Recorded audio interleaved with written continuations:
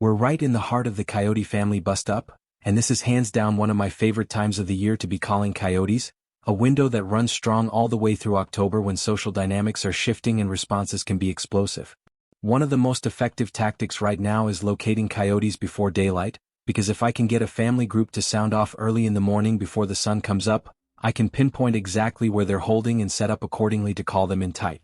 As the morning breaks, we get Coyotes answering just over the next draw, not where I originally hoped near the hayfield, but close enough to adjust, with soybeans stretching out in front of us and plenty of cover to work with.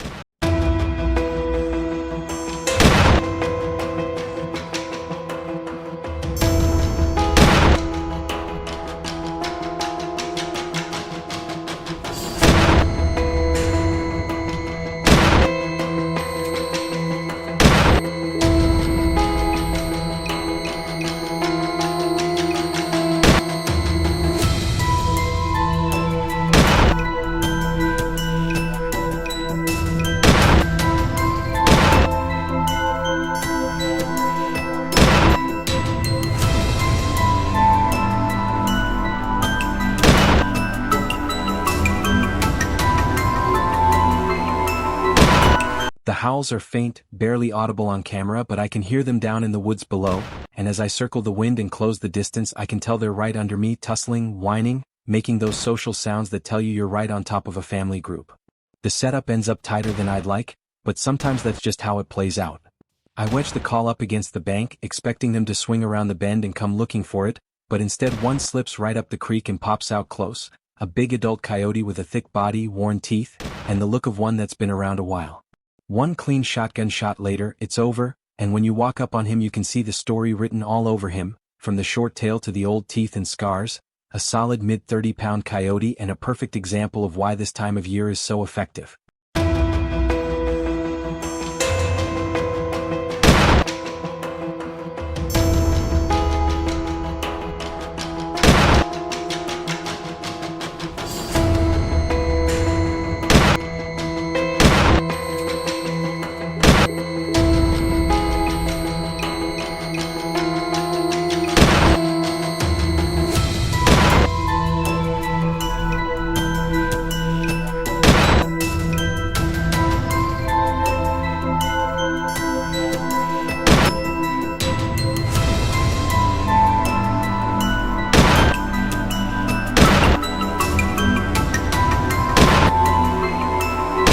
That first stand really shows how important adaptability is, because the original plan was to call them along the edge of the beans, but hearing them fighting in the bottom changed everything, and switching sounds from rodents to lone howls and eventually a woodpecker distress is what finally sealed the deal. It's the first day of fall, peak family bust-up, and these coyotes have been harassing livestock for a friend of mine who runs cattle and goats, even getting into the goat pen just a couple nights ago, so this hunt is about more than just calling, it's about solving a problem. On the next stand we decide to run the shotgun again, knowing things could get loud and fast, and sure enough coyotes come charging in hard.